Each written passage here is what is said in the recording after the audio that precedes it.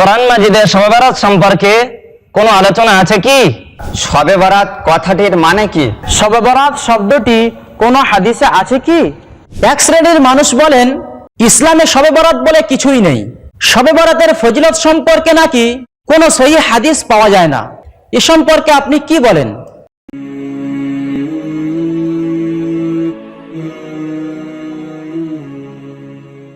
হযরত, শবে বরাত কথাটির মানে কি? শবে বারাত মানে মুক্তি রজনী। এই শবে বারাত কথাটি দুটি শব্দ দ্বারা গঠিত, শব আর বারাত। সব কথাটি ফার্সি শব্দ, এর মানে হলো রজনী। আর বারাত কথাটি আরবি শব্দ, বারিআ ইয়াবরাউ মিন বাবি সামিয়া ইয়াসমাউ বারাআতাম মিন কাযা। এর মানে কোনো কিছু থেকে মুক্তি পাওয়া, নাজাত পাওয়া। অতএব শবে বারাত মানে মুক্তি রজনী।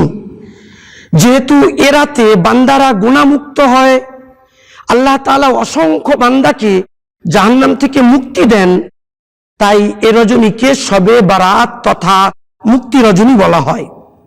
শেখ, শবে বরাত শব্দটি কোনো হাদিসে আছে কি? শবে বারাত শব্দটি হাদিসে নেই। হাদিসে আছে লাইলাতুল নিসফি মিন শাবান, অর্থাৎ শাবান মাসের মধ্যম রজনী। এটাকেই আমাদের উপমহাদেশের পরিভাষায় বলা হয় শবে বারাত। যেমন নামাজ শব্দটি কোরআন হাদিসের কোথাও নেই।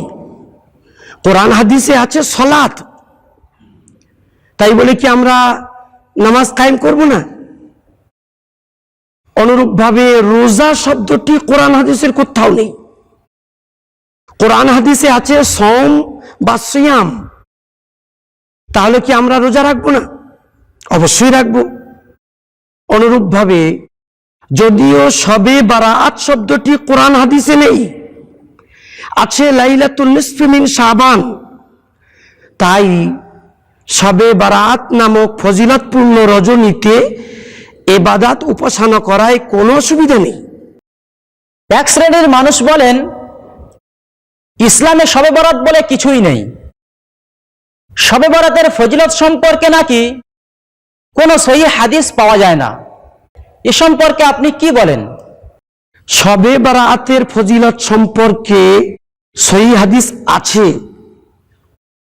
অতএব যারা বলছেন এ বিষয়ে কোনো সহিহ হাদিস পাওয়া যায় না, এটা তাদের ভুল সিদ্ধান্ত।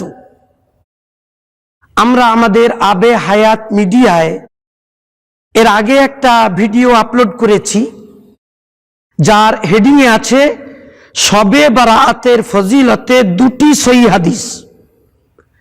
আমি ভিডিওটি দেখার পরামর্শ দিচ্ছি। হযরত জি, কোরআন মাজিদে শবে বরাত সম্পর্কে কোনো আলোচনা আছে কি? না, কোরআন মাজিদে শবে বারাতের কোনো আলোচনা নেই। শবে বারাত অর্থাৎ লাইলাতুল নিসফি মিন শাবানের আলোচনা আছে হাদিসে। অতএব এটা হাদিস দ্বারা প্রমাণিত, কোরআন দ্বারা প্রমাণিত নয়।